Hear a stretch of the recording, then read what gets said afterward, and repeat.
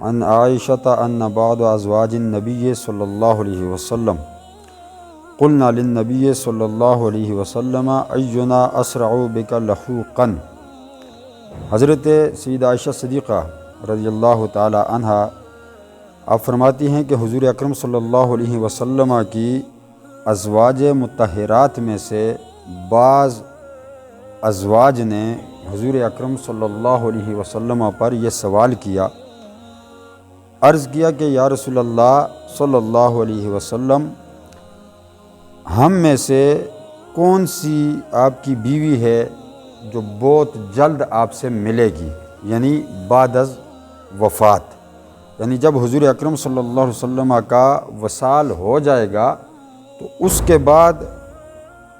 کون سی بیویوں میں سے وہ کون سی بیوی ہے جس کا سب سے پہلے وصال ہوگا اور وہ عالم برزخ میں آپ سے ملے گی۔ یعنی کہ سوال بڑا کرٹیکل ہے، آپ اس کو سمجھنے کی کوشش کریں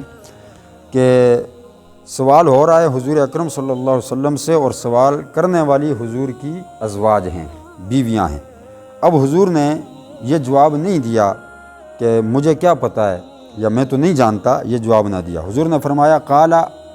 اطولکن یدن، حضور نے فرمایا تم میں سے جس کا ہاتھ لمبا ہوگا، یعنی تم بیویوں میں سے جس بیوی کے ہاتھ لمبے ہوں گے وہ سب سے پہلے مجھ سے ملے گی، یعنی میرے بعد اس کا وصال سب سے پہلے ہو جائے گا۔ فاخذوا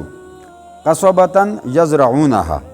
تو سیدہ عائشہ فرماتی ہیں جب حضور نے یہ فرمایا نا کہ تم میں سے جس کے ہاتھ لمبے ہوں گے وہ سب سے پہلے مجھ سے ملے گی، تو ازواج نے کیا کیا، ازواج مطہرات نے ایک چھڑی اٹھائی، ایک لاٹھی، ایک سوٹی، ایک چھڑی اٹھائی اور اس کے ساتھ اپنے ہاتھ ناپنے شروع کر دیے کہ کس کے ہاتھ لمبے ہیں۔ یعنی ان کو اس بات کا تجسس ہوا کہ ہاتھ کس کے لمبے ہیں اور کون ہے جو سب سے پہلے حضور سے ملے گی۔ یعنی ازواج مطہرات کی یہی خواہش تھی کہ دنیا میں بھی ہم حضور کے ساتھ رہیں اور بعد از وصال عالم برزخ میں بھی ہم حضور کے ساتھ رہیں، تو ہر زوجہ کی یہی تمنا تھی۔ تو انہوں نے اپنے ہاتھ ناپنے شروع کر دیے۔ فکانت سودۃ اطولہن یدن، سیدہ عائشہ فرماتی ہیں کہ ہم میں سے حضرت سودا ام المومنین حضور اکرم صلی اللہ علیہ وسلم کی جو زوجہ تھیں حضرت سودا، ان کے ہاتھ لمبے تھے، یعنی جب پیمائش کی نا تو ان کے بازو اور ہاتھ جو ہیں وہ باقی ازواج سے لمبے تھے۔ فعلمنا بعد انما کانت طول یدہ صدقۃ، سیدہ عائشہ فرماتی ہیں کہ چونکہ حضور نے فرما دیا تھا کہ جس کے ہاتھ لمبے ہوں گے، اور انہوں نے بظاہر یہ سمجھا کہ جس کے ہاتھ لمبے ہیں دیکھنے میں تو وہ سب سے پہلے ملے گی، لیکن عائشہ فرماتی ہیں کہ ہمیں اس بات کا علم بعد میں ہوا۔ کس بات کا؟ کہ جب حضور کا وصال ہو گیا تو ہمیں بعد میں اس بات کا علم ہوا کہ حضور کی اس بات سے مراد یہ نہیں تھی کہ جس کے ہاتھ لمبے ہوں گے بظاہر دیکھنے میں یا جس کے بازو لمبے ہوں گے، یہ مراد نہیں تھی، بلکہ حضور کی اس بات کی جو مراد تھی وہ یہ تھی کہ جو صدقہ زیادہ کرے گی نا وہ سب سے پہلے مجھ سے ملے گی، یعنی صدقہ کرنے میں جس کے ہاتھ لمبے ہوں گے، یعنی جو صدقہ کرے گی زیادہ وہ سب سے پہلے مجھ سے ملے گی۔ وکانت اسرعنا لحوقا بہ صلی اللہ علیہ وسلم وکانت تحب الصدقۃ، سیدہ عائشہ فرماتی ہیں کہ پھر وہی ہوا کہ ہم میں سے سب سے پہلے آپ ہی حضور اکرم صلی اللہ علیہ وسلم سے ملی، کیونکہ آپ صدقے سے بہت محبت فرماتی تھی۔ یعنی سیدہ سودا کا ہی سیدہ عائشہ فرماتی ہیں کہ چونکہ بظاہر دیکھنے میں بھی آپ کے ہاتھ لمبے تھے اور آپ صدقے سے بھی بہت محبت کرتی تھیں اور صدقہ کثرت کے ساتھ آپ کیا کرتی تھیں، تو اس لیے آپ کا وصال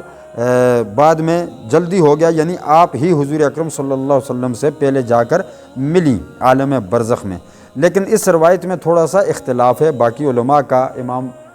مسلم کا اور دیگر کتب کے اندر جو روایت موجود ہے اس میں ذکر آیا ہے حضرت سودا کی جگہ حضرت زینب کا، ام المومنین حضرت زینب بنت حجش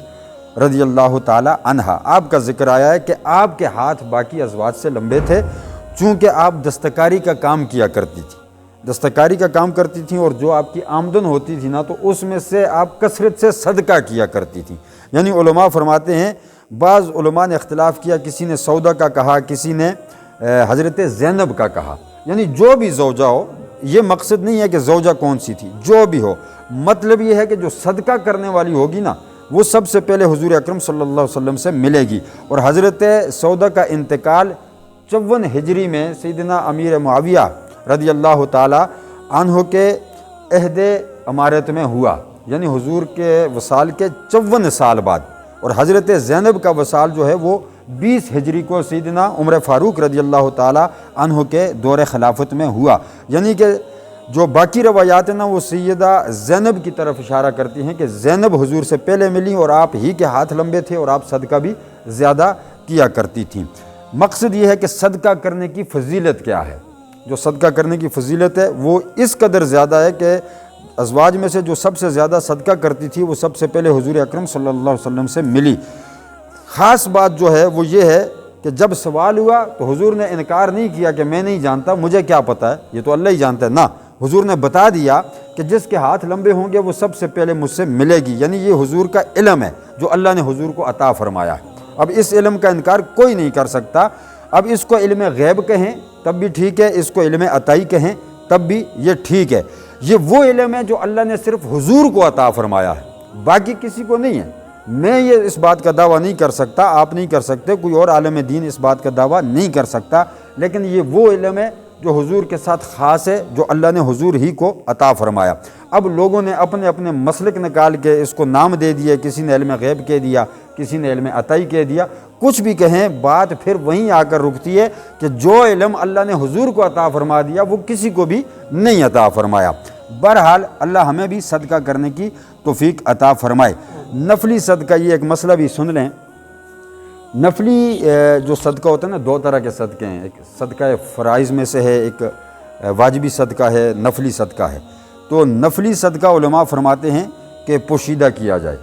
یعنی چھپا کر کیا جائے، یہاں تک کہ اگلی حدیث کے اندر الفاظ آ رہے ہیں حضرت ابو ہریرہ سے، وَرَجُلٌ تَصَدَّقَ بِصَدَقَةٍ فَأَخْفَاهَا حَتَّى لَا تَعْلَمُ شِمَالُهُ مَا تُنْفِقُ يَمِينُهُ،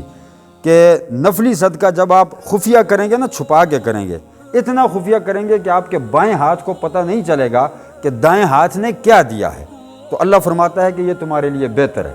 یہ تمہارے لیے بہتر ہے۔ اور آگے ایک روایت آئے گی انشاءاللہ اسی باب کے اندر، اگلے 2-3 دنوں میں آ جائے گی وہ روایت، کہ اس کے اندر الفاظ ہیں کہ جو خفیہ صدقہ کرتا ہے نا، خفیہ صدقہ یعنی دوسرے ہاتھ کو بھی نہیں پتہ چلتا، قیامت والے دن اللہ تبارک و تعالیٰ اس شخص کو اپنے عرش کے سائے میں جگہ عطا فرمائے گا، یعنی جو اللہ کی رضا کے لیے خفیہ صدقہ کرتا ہے۔ ان تبدوا الصدقات فنعم ما هي وان تخفوها وتؤتوها الفقراء فهو خیر لکم، فرمایا کہ یہ صدقہ خفیہ کرو اور فقیروں کو دو، فقیروں کو دو تو یہ تمہارے لیے بہتر ہے، اس کا اجر تمہیں اللہ ہی عطا فرمائے گا۔ فرض اور واجبی جو صدقہ ہوگا، جو آپ مان لیتے ہیں، منت جس کو آپ کہتے ہیں کہ ہم نے جی مان لیا ہمارا یہ کام ہو جائے تو ہم جی بکرا دیں گے یا ہم فلاں کام کر دیں گے، یہ واجب ہو جاتا ہے، یہ فرائض میں سے ہوگا۔ یہ پھر اعلانیہ کرنا افضل ہے، اعلانیہ کریں گے آپ تاکہ لوگوں کو پتہ چلے کہ آپ نے صدقہ کیا ہے، جو مانا تھا وہ کر دیا ہے، تاکہ لوگ گمراہ نہ ہوں، آپ کو دیکھیں گے تو وہ بھی صدقہ کریں گے۔ اور اعلانیہ صدقہ جب آپ کریں گے، واجبی صدقہ اعلانیہ کریں گے تو اس کا آپ کو 25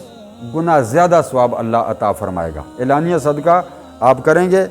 اعلان کر کے کریں گے، سب کے سامنے کریں گے تو 25 گنا زیادہ ثواب آپ کو ملے گا۔ اور نفلی صدقہ آپ چھپا کے کریں گے، خفیہ کریں گے تو اللہ آپ کو 70 گنا زیادہ ثواب عطا فرمائے گا۔ یعنی کہ اس قدر فضیلت ہے صدقے کی، اور صدقہ بلاؤں کو ٹال دیتا ہے، نار جہنم سے ڈھال بن جاتا ہے، حجاب بن جاتا ہے، جہنم کی آگ سے بندے کو بچا کر جنت میں لے جاتا ہے۔ چاہے آپ نے آدھی کھجور بھی صدقہ کیا ہے، کھجور نہیں ہے تو میں نے احادیث عرض کر دی کہ حضور نے فرمایا کہ کسی کو اچھی بات بتا دیں، یہ بھی صدقہ ہے، اچھی بات کر دیں، اچھی بات بتا دیں، یہ بھی صدقہ ہے۔ کل قیامت والے دن یہ بات بھی آپ کو جہنم کی آگ سے بچا کر جنت میں لے جائے گی۔ اللہ تبارک و تعالی ہمیں صحیح معنوں میں دین کی سمجھ عطا فرمائے۔ وآخر دعوانا ان الحمد للہ رب العالمین۔